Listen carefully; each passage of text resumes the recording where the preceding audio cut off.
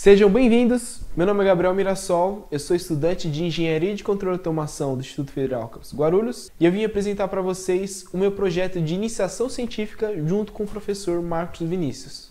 Bom, o nome do meu projeto é Caracterização Mecânica de Ensaios Manufaturados por Adição de Polímero com Diferentes Densidades e Formatos de Preenchimento.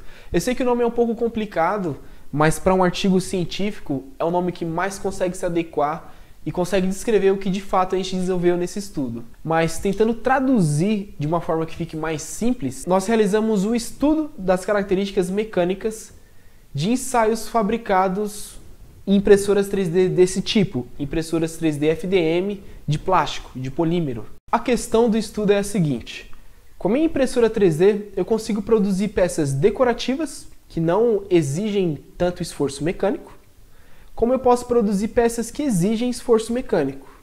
Quanto de preenchimento eu coloco em cada peça, já que elas têm aplicações diferentes? Primeiro é importante saber que existem diversos tipos de impressoras, desde impressoras para fazer peças muito pequenas e precisas, como as impressoras SLA que são utilizadas na área odontológica, como também existem impressoras que são gigantes e conseguem, de fato, imprimir casas.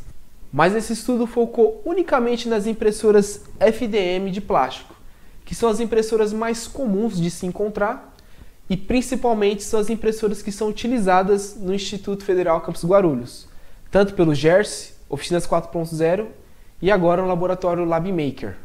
O processo de impressão 3D consiste na transformação de um objeto digital em um objeto real, mas para isso existe um passo a passo. Primeiro, é necessário que você tenha o seu objeto 3D, o seu objeto digital. Depois, é necessário que você passe esse seu objeto 3D digital para um tipo de software chamado fatiador. Esse software é o software que a gente utiliza para poder colocar todos os parâmetros de impressão da nossa peça. Dentre esses diversos parâmetros, um dos mais importantes é o tipo de preenchimento e a porcentagem de preenchimento da sua peça. Peças impressas nem sempre são maciças. Geralmente elas são peças que nem essa, que existe um desenho interno e existe um certo espaço. Como esse estudo foi realizado? Primeiro foram escolhidos 3 tipos diferentes de preenchimento para a gente poder trabalhar: linear, cubic e giroide. Esses são os principais tipos de preenchimentos utilizados na impressão 3D. Para cada tipo de preenchimento foram produzidas 10 peças, variando a sua densidade de preenchimento de 10 em 10%, começando em 10 e terminando em 100.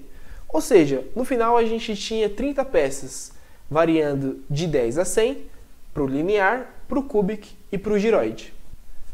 Com os ensaios já impressos e com auxílio de um atuador pneumático, prendi as peças pelas extremidades e apliquei uma pressão. Aos poucos eu vou aumentando a pressão nesse atuador pneumático até um instante de ruptura. No momento que o meu corpo de prova ele se rompe, eu anoto a pressão daquele momento e transformo aquela pressão em uma tensão. E aí eu consigo a tensão de ruptura para cada ensaio realizado. Os únicos valores que eu consegui obter foi a tensão de ruptura. É claro, o ideal é que eu tivesse o traçado de tensão-deformação para cada tipo de preenchimento. Mas como eu comparei tensão de ruptura para todos os ensaios, eu tive um resultado legal para poder estudar. Com os dados de tensão de ruptura para cada ensaio realizado, eu consegui gerar gráficos. Com esses gráficos, foi possível concluir algumas coisas interessantes. Primeiro, a relação de tensão de ruptura e porcentagem de preenchimento se mostrou linear nos 3 casos.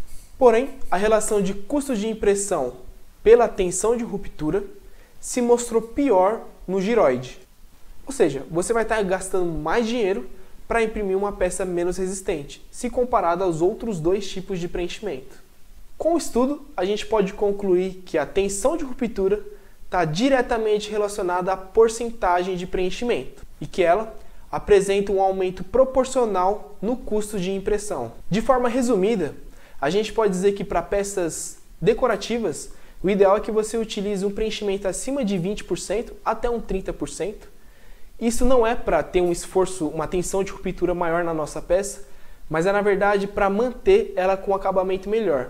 Peças de 10% a 20% tiveram um acabamento ruim porque o preenchimento não dava suporte suficiente para a camada mais externa se formar, e isso causou um aspecto feio nas peças. Já para as peças com esforço mecânico, o ideal é que você utilize valores seguros, como 50% a 75%. E se caso no seu projeto em específico seja necessário mais resistência, aí sim você aumenta para 75%, 80%, 90% ou até 100% de preenchimento. Espero que vocês tenham gostado. Até mais, pessoal. Valeu!